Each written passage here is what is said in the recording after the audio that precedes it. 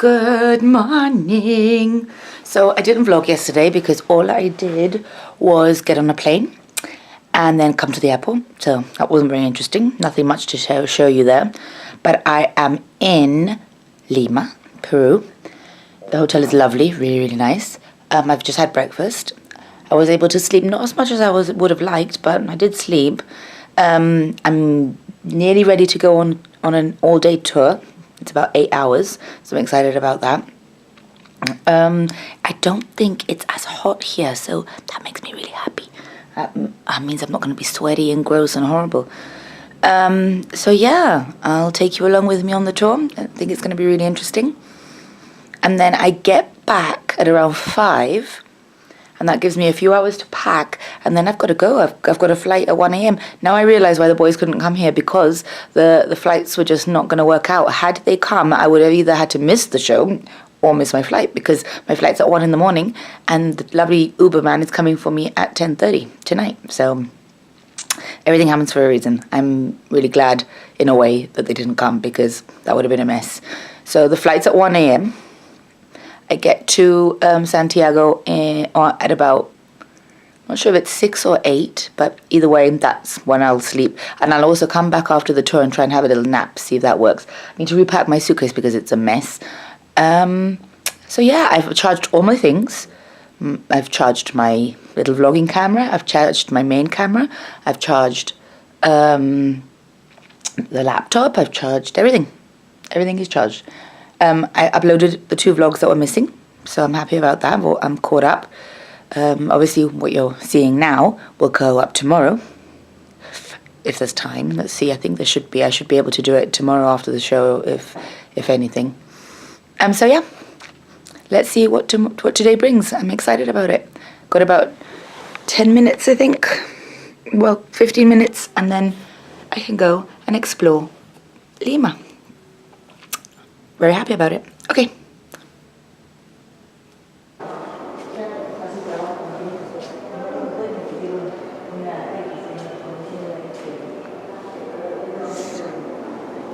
Are you happy to be in the video speaking? Yes, yeah. No problem. Yeah. Yes. But I'm going to show you here. This is the map of the whole city of Lima. Okay? So right now you are in the province of Lima, okay? But actually the region is bigger, because the region is divided in 8 different provinces. One of them is Lima, like the city of Lima, but when you arrive here to Lima, you arrive to Callao, where is the airport. And Callao is a different province than Lima, okay? So Callao is here, Yep. right? And in Lima, like I was telling you in the car, we have 3 rivers. That's the river Chillón. Chillón means noisy. Yeah. Okay, the noisy river. Rimac, that is the speaker river. Yes. I was telling you about, where they were venerating the gods. And then south is the river Lima, where is next Pachacamac. Right? But one of the districts that was created during the terrorist time here in 1985 was the district of Villa El Salvador.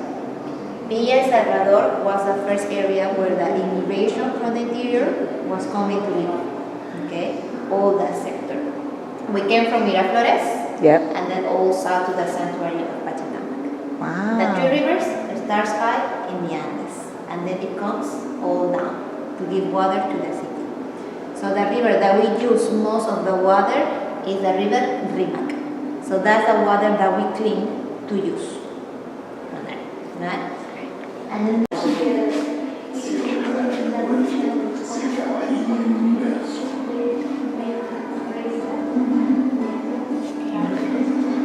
Santiago, okay, the image of Pachacamac, like I was explaining you in the car, is not only one face. Because if you go to the other area, over here, and you look there to the top, you're going to see that there is other face. So this is about the duality that I was explaining you. The face that we saw on the other side is the male part, and this area is female. How we recognize that it's female? Because if you look at the belly, you're going to see corns over here. Oh, yes. Corns, yes. Right? And every time that you see a type of vegetable corn, potatoes, or bean, chilies, is because it's related with fertility. And fertility is always female. Okay? So it's like that. If we come from here, Pachacamac, the sun is other god. Okay? The god of the Incas. So the Incas, when they start conquering, they went to different sides to conquer. And they arrived here, like they saw that this valley already had like a very strong government, okay? They couldn't conquer that side. Yeah. So what they did is like an alliance. So they were speaking with the culture that was here, the Ishma, and they were telling them that if they allowed them to do a temple here too, in the sanctuary of Pachacamac. But this temple was going to be for a different god, for their god, the sun. Wow. So they allowed them and they decided to make the temple of the sun too. The highest. In the highest area, exactly. In the highest area. But you can see how important was also for the Incas to have a temple here for their god. The Ishman, they start working also, for example, with the wood, right? With a stone too, the Lima, with the black ceramic that I'm going to explain you about in a moment. Wow. And we have, this is the section of the Incas. From the Incas, one of the elements that represented a lot is this type of basalt. Yeah. They call it arívalo, but actually the real name is urpu. Urpu, okay? What do you think they were using this?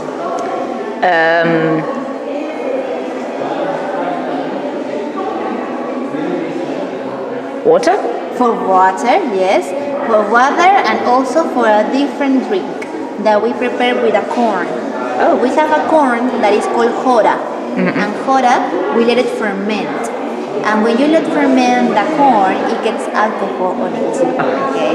So it's an alcoholic drink. Okay? So that one is color brown that they give you when you go to the Andes. When you celebrate, you make cheers with that corn. Okay? With that juice. So they were using it and they would put it here. Wow. This base was translated from one place to another. How? And it was more white woman. They were carrying the base in the back, but for not to fall, it's not only that they were like this, they have to hold. So they were passing ropes around here, ropes here in the forehead to maintain them with them.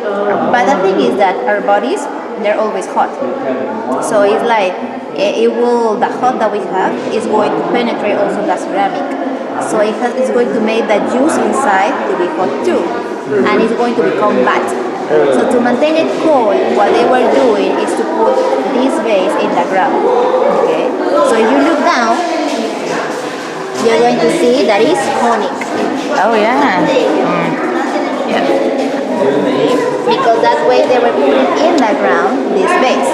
So in the ground, like it's cold, all the coldness is going inside and it's going to maintain the liquid also in the air. But you have different sizes because you have big and you have little ones too. One more easy to carry. And this little one, okay? This little one is completely color black. Yes. Okay? And you see that in difference to the other ones, this one doesn't have like this one has a face and also has arms. Right, like this. This is a base that is not only from the Incas. The Incas, when they went to the north, they conquered a culture that they call Chimu. And Chimu, they were making all their ceramics color black. That is the technique that they were using. Okay? Only black? Only black. So how they were becoming black, the ceramic. This is ceramic. Okay? So all the ceramics, all of them, they are put in an oven, but in the ground. Okay? Then they put a fire and the ceramic will cook. Okay? Will be like this. Yeah. But when you want to become all completely black, you have to cover all the oven. You don't have to leave any hole. That way the smoke from the fire is going to penetrate in the ceramic and it's going to become like this. Completely black. So in this case, this one over here, this urpu, is like the design is an Inca design, but the technique is from the Chimu. Like that. They have mixed both of them. Okay? And you can see from here that we always recognize that is an Inca site of the way they built. Okay, the Incas, they were making everything with stones. Yes. Okay, all the foundation is always with a stone, but they were perfectionists too. Okay, the Incas, they is not that they break mountains and they start putting stone with a stone like that. No, is that first they have to try to polish that stone, and then they create a wall. That's why you can see a pattern over there. You see? Yeah. A pattern is more elaborated on this wall over there. But the second sign that we have to recognize that belongs to the Inca times is because the shape of the doors and the shape of the windows. Trapezoidal. Yes. Okay. So when it's trapezoidal, that system only belongs to the Incas. That's how we recognize that are from them. Okay.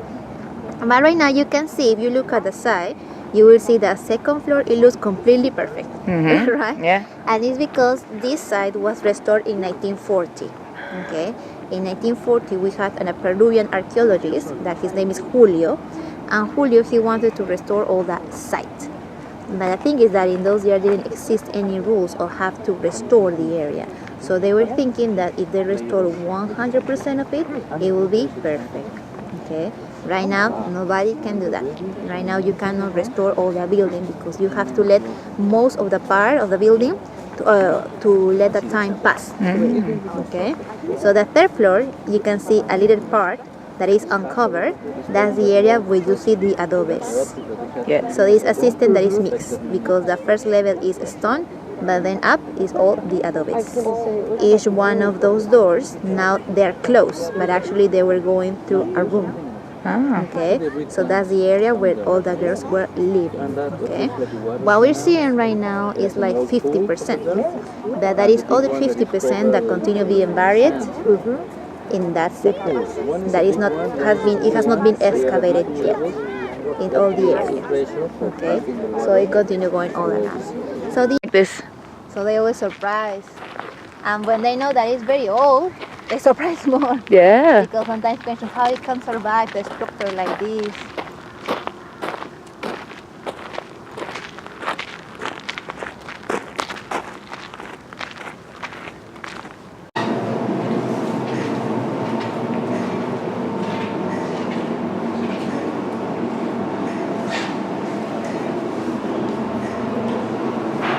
And also the areas where they can recollect the cacao from Piura, that is in the north, San Martin, that is already in the rainforest, Amazonas, where is the jungle, and Tumbes, that is in the north, very close to Ecuador. Right? So those are the different type of cacao beans that they can recollect. Wow. So with that cacao bean, is that they start making all the chocolate bars. Right? All of them with different flavors, also depending the percentage of cacao, because there are people that cacao, when you prepare it in bars, could be a little bit sour, but there are people that they like that sour, and there are other people that they like more the chocolate bars that are mixed with milk, yeah. for example, right? Yeah. So you have with almonds, for example, with coconuts, with sal de maras. Salt is from an archaeological site. It's a natural salt mine, like the Himalayas, that they create a pink salt, is the same that we have in the area of Cusco. So that area was created, actually, the organization was done by the Incas, but the mountain has been always a filtration of salt. Wow. And until now, they continue preparing. So they use it, right? We use it to cook, and you can prepare it chocolate. The chilies, the coffee beans, now the M&Ms. And the Oreo, I saw Oreo as well. That's very the white chocolate too, different things. amazing.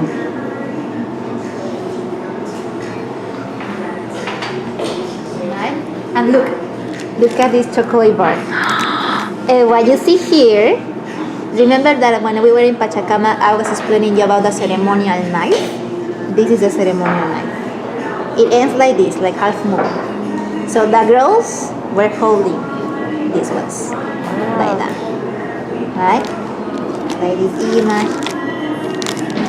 This is the image from the North Sipan. Remember the Lord of Sipan, that it was similar to the Lady of Cao? Okay, it's here, over there, right? But I wouldn't want to eat them. I just want to I would frame them. Like, they're so pretty. The image of Peru, Oh, the wow. country, like that, right? Well, the bars also that is like this, with a percentage. For example, this one has coca. The coca leaf, Yeah. like this, right? Mint. Coca, it gives you a lot of energy, like I was telling you, like that. Like here, they prepare also a lot of things with the cows.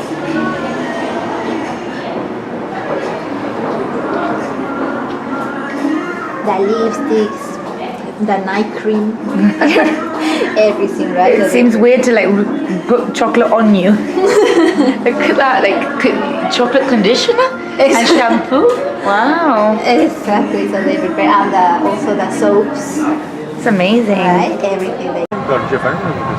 Oh, good bananas. Look at the bananas. Very nice. Yeah, perfect. Perfecto. Slowly, slowly. This is the teacher strike going on in one of the most important plazas in Lima, called San Martin Plaza. Okay? That is called Plaza San Martin, my friend, for all of you.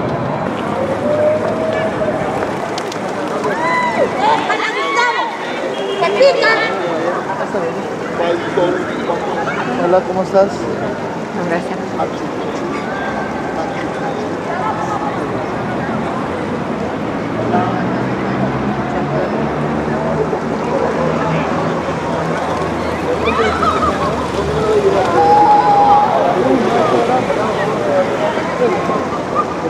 Okay? The last Sunday of every month, they have nice activities over here. But let's have a look inside. It has a very nice classes.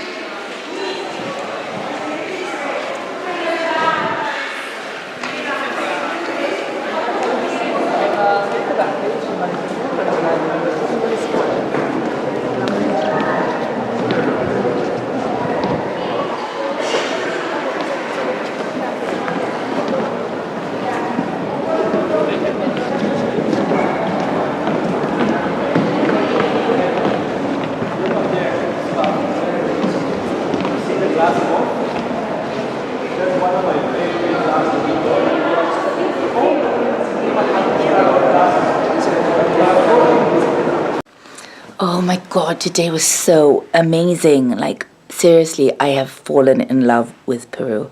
I just love it so much. I need to come back and like really properly explore it. So amazing. And the tour guides, wow, on point. Like, they really know their business. They really know, like, they have to actually go to uni and study for 3 years. They are amazing. They do their job so well.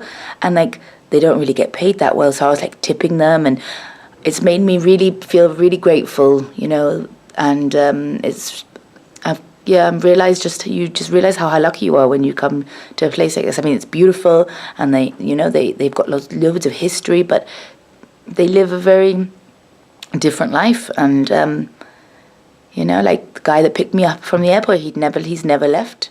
He's never been on a plane because it's too expensive, and he's got a family to feed and clothe and, you know, put through school. And so, yeah, it kind of puts things into perspective and makes me realize just how lucky I am.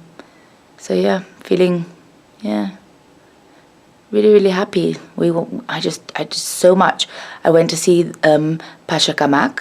Oh my gosh, I was just drooling the whole time. I love archaeology. I love it. I'm in the wrong profession. I should have been an archaeologist.